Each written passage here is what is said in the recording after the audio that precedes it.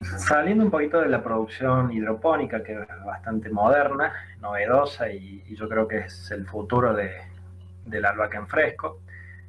Otra forma que se puede hacer albahaca es sembrando directamente en el suelo del invernadero.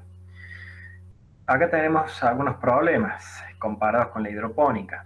Primero, tenemos que lograr una buena fertilización y desinfección del terreno. Si ven en esa foto, lograr esa calidad de albahaca seguramente requiere una buena planificación de, del sistema edáfico, ¿sí? Y después tenemos eh, otro detalle, que la superficie se ocupa por mayor tiempo. Si pensamos bien en hidroponía, al hacer los almácigos eh, por separado, por decirlo de una forma, cuando hacemos el trasplante, desde el trasplante hasta la cosecha, el periodo de producción, el periodo de crecimiento vegetativo, ocupa menor tiempo la superficie del invernadero. Acá, desde la siembra hasta la cosecha, seguramente vamos a tener muchos más días, por lo tanto, estaríamos desperdiciando tiempo y eso se transformaría rápidamente en dinero. Y amortizar una estructura de estas con estos costos sería, parece un detalle, pero puede llegar a ser muy importante. Vamos a continuar viendo un poquito más de siembra directa. Este es el caso típico de las siembras directas realizados en Tras de la Sierra, cuyo destino es el deshidratado. ¿Por qué siembra directa aquí? Porque los volúmenes que se deben cosechar son muy altos. Lo mismo sucede con los aceites esenciales. Recuerden que para extraer aceites esenciales debemos también sembrar una gran superficie. Las siembras aquí, recordar que son a partir de la primavera, porque ya escapamos al peligro de heladas. Las siembras son a chorrillos en bordos, distanciados generalmente a 65 y 70 centímetros. ¿Por qué estas distancias entre bordos? Bien, por la morfología de la planta, por el tipo de suelo, por el tipo de riego que se va a realizar y por la maquinaria. Recordar que estos productores no solo hacen albahaca, sino otras especies. Bien, ¿qué podemos observar en estas fotos? En la foto de abajo se ve un lote que ya fue cosechado y está por ser cosechado nuevamente. A ver, ¿cómo nos damos cuenta de esto? Por la altura de las plantas. ¿Qué más podemos observar aquí? Las malezas, ¿sí? Ya vamos a tocar este tema un poquito más adelante, pero esto es muy importante de controlar las malezas aquí en el surco de riego. ¿Por qué es esto? Porque si el destino va a ser, como recién veníamos hablando, deshidratado o aceites esenciales, van a contaminar ese material.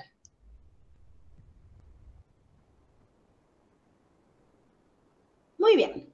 Vamos a seguir con labores culturales. Las labores culturales son los generales para todos los cultivos, ¿sí? Pero aquí queremos destacar que labor cultural se habla cuando el cultivo ya está implantado, ¿sí? Todo lo que es nivelación y preparación del terreno no incluye o no se va a incluir dentro de las labores culturales y va a ir hasta lo que es la cosecha. Aquí las labores culturales más importantes son los riegos, el control de plagas y enfermedades, las fertilizaciones y los desmalezados. Esto está muy bien explicado durante el apunte teórico y lo vamos a repasar en los encuentros virtuales, pero vamos a dar algunos ejemplos.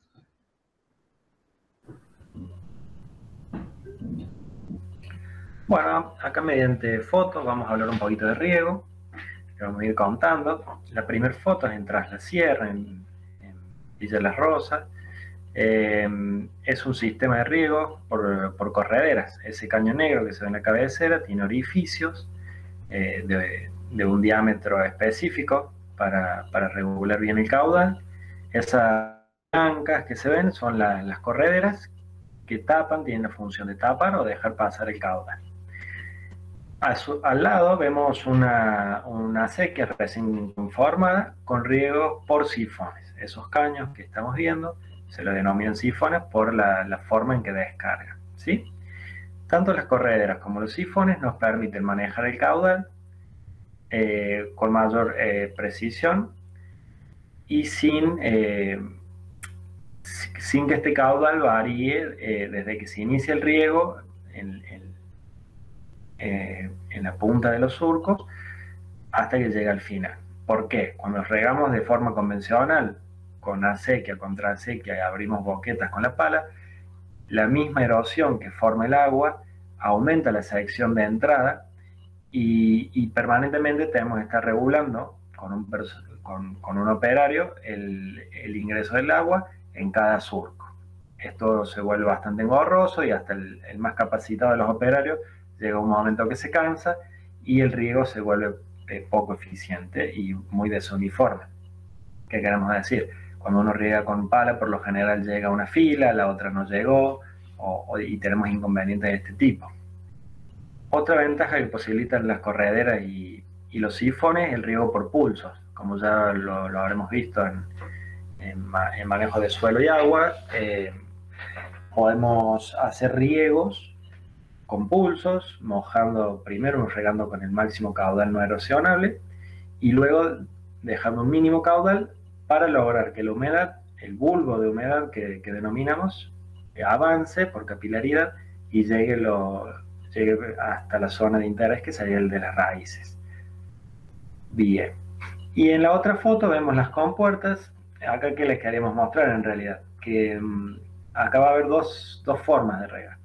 Si tenemos riegos por turnos y no tenemos la capacidad de almacenar la suficiente agua para después regar cuando el cultivo realmente lo necesite, ya sea en implantación o después de un corte, nos vamos a ver condicionados a regar cuando el turno de agua nos corresponde. Así bueno, entonces cuando tenemos este riego por turno, muchas veces vamos a regar y tal vez no es el momento oportuno, o si se dio alguna precipitación, vamos a estar desperdiciando el momento, digamos, de riego.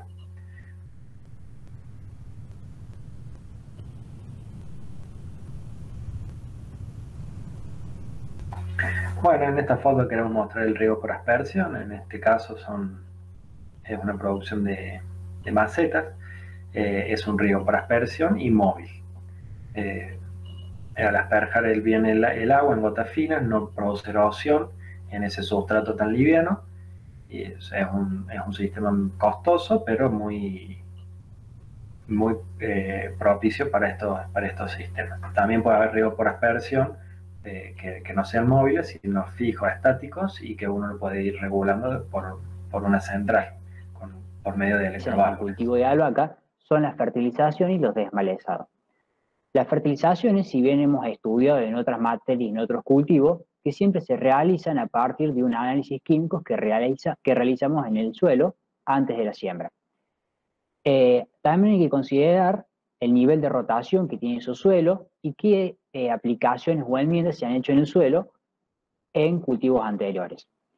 Para la implantación de un cultivo de albahaca que tiene destino el consumo en fresco, siempre vamos a realizar una siembra previa a la implantación, porque posteriormente, cuando tenemos el cultivo, directamente se cosecha el plantín entero y no nos da tiempo para realizar aplicaciones encima.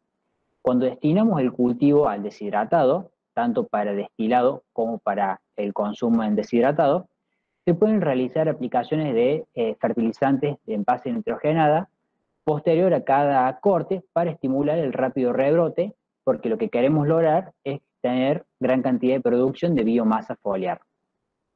En cuanto a los desmalezados, es una tarea importante. Acá podemos diferenciar los sistemas que se destinan al consumo en fresco, que el operario en el momento que va a arrancar los plantines para comercializarlos, puede irse arrancando las malezas que tiene a su alcance.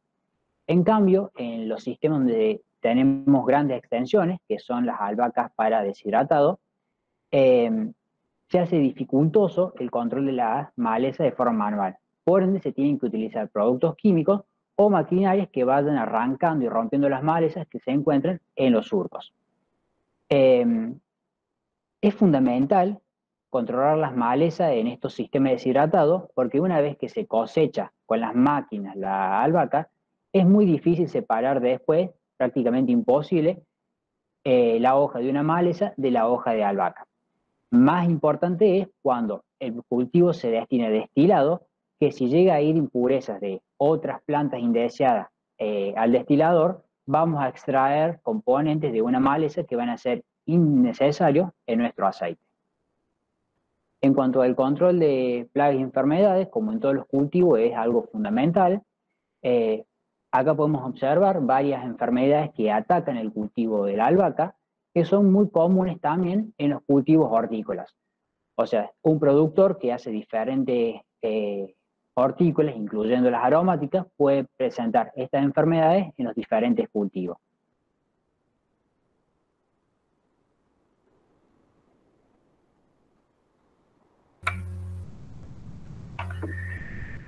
Bien, vamos a hablar un poquito de cosecha cuando el destino es deshidratado. La cosecha es semimecánica, como vemos en las fotos. Tenemos el tractor, tenemos un sistema de corte, que puede ser por cizallas, con unas palas, con un molino cargado. Y después tenemos una cinta donde lo cargan en una tolva. Esa tolva la llevamos después al playón deshidratado, de secado, y ahí se desparrama el material para su posterior deshidratado. ¿Qué tenemos que tener en cuenta acá? Bueno, la altura de corte tiene que ser una altura que permita a la planta después renovar desde sus yemas laterales. Lo suficientemente alto tiene que ser este nivel de corte para evitar daños o roturas del implemento por los desniveles que puede haber en el terreno y la consecuencia de golpear contra el suelo y levantar tierra. También hay que tener en cuenta los días, el pronóstico, si vamos a tener alta humedad relativa o baja, si hay que suspender la actividad, o las horas del día, si tenemos rocío, presencia de rocío, esperar que se levante, y siempre cortar, cosechar la cantidad que nos permita después el momento de post cosecha tratar. Bien. Bien, también en cuanto a la cosecha, para deshidratado debemos decir que el momento es en prefloración, ¿sí? Y cuando es para aceites esenciales debe realizarse en plena floración o lo que es lo mismo, el 50% o más. Muy bien, para continuar vamos a ver un poquito lo que es la post cosecha. Post cosecha la vamos a desarrollar mejor cuando veamos orégano. Pero podemos decir que la post cosecha para el destino deshidratado se va a dividir en 4. Todo lo que es el secado, todo lo que es la trilla o despalillado, la limpieza del material y el embolsado. Si hablamos de secado, hay distintos métodos, tanto naturales como artificiales. Lo importante es que llegue a una humedad comprendida entre el 10 y el 12%. Las fotos que vemos aquí es en Tras las Sierras y se está realizando un secado natural en playones. Otro método natural que es mucho mejor que el de playones es a través de tinklados y sobrelevando el material. Esto evita suciedades del material y decoloración de la hoja. Muy bien, y después los métodos, los demás métodos los vamos a repasar mucho mejor, como les dije recién, con orégano.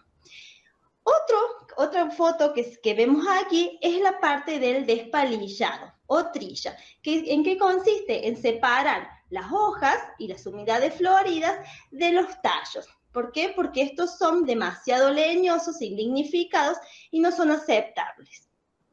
Luego que está despalillado, aquí vemos cómo el tractor lo está haciendo de manera mecánica. Eso no es lo adecuado por las impurezas que tendría el material. Entonces, lo adecuado, es realizar las trillas con distintas zarandas. Posteriormente viene la limpieza, que también se puede hacer con distintas zarandas o con túneles de viento. Y por último, el embolsado. El embolsado se realiza en bolsas de 10 o 12 kilos, generalmente bolsas de alpillera, y se debe colocar en un lugar seco, sombreado y sobrelevadas del terreno para evitar contaminaciones. A diferencia de la albahaca que se destina a consumo en deshidratado, la albahaca que se destina para consumo en fresco tiene una post cosecha completamente diferente. En primer lugar, lo que tenemos que lograr es que en el momento que se cosecha la albahaca, rápidamente trasladarlo a un lugar fresco para evitar que se deshidrate tan rápidamente. Debemos realizarle un lavado con agua clorada, también para desinfectarla, y se arman los manojitos, como se puede ver en la foto del medio, donde en la base de las raíces se pone un poquito de tierra o algún sustrato que conserve la humedad y la bolsita para contener todo eso. En la foto de la derecha podemos observar una albahaca hidropónica que está dentro de una bolsita de polietileno que ayuda a conservar durante más tiempo la turgencia, y a su vez se puede colocar un poquito de solución nutritiva que nos ayuda aún más a prolongar la vida útil de este producto. También otro camino de la albahaca en consumo fresco es la elaboración de plantines. Es muy común que si van a una verdulería van a encontrar plantines de diferentes aromáticas, ¿sí? Principalmente la albahaca no es que se suma al total de las aromáticas, sino es que porque tiene una deshidratación tan rápida, es importante conservarla en su estructura, en sus condiciones naturales de planta viva. Una de esas formas es con el planting que lleva a la tierra. Muy bien, y para finalizar vamos a ver el cultivo de manzanilla como especie afín. Recuerden que estos cultivos afines deben estudiarlos porque van a ser evaluados. Lo importante es que lo estudien comparativamente con los cultivos desarrollados durante las clases. Ahora bien, manzanilla es un cultivo que también se siembra por semilla, pero tiene la diferencia de que su ciclo es desde el otoño hasta la primavera, ¿sí? A diferencia de albahaca, que sembrábamos desde primavera hasta otoño. Lo que se consume de la albahaca y que se cosecha durante la primavera son sus unidades floridas. La planta no tiene ningún principio activo de importancia. Muy bien. Todo esto lo vamos a volver a repasar en los encuentros por Meet y recuerden también que están los horarios de consulta por cualquier duda que les quede. Muchísimas gracias. Hasta luego.